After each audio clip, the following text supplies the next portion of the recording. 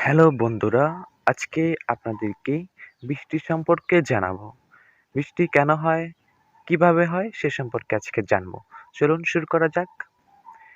বৃষ্টি এক ধরনের তরল যা আকাশ থেকে মাধ্যাকর্ষণের টানে ভূপৃষ্ঠের দিকে পড়ে।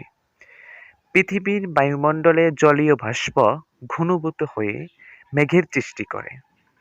এই মেঘ যথেষ্ট পরিমাণে ভারী হলেও তা বৃষ্টি আকারে পৃথিবীর বুকে ঝরে পড়ে। একে বলে বৃষ্টি।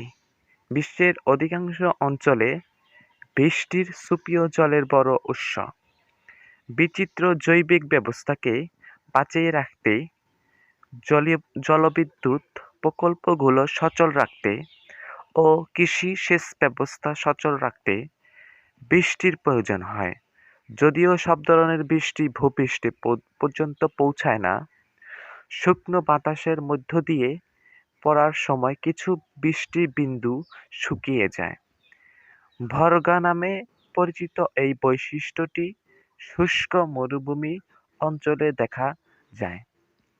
তো প্রিয় বন্ধুরা, এরকম ভিডিও যদি আরও পেতে চান অবশ্যই লাইক, কমেন্ট, শেয়ার, সাবস্ক্রাইব করতে ভুলবেন না। কীরকম ভিডিও পেতে চান অবশ্যই কমেন্ট সেকশনে জানাবেন। ধন্যবাদ।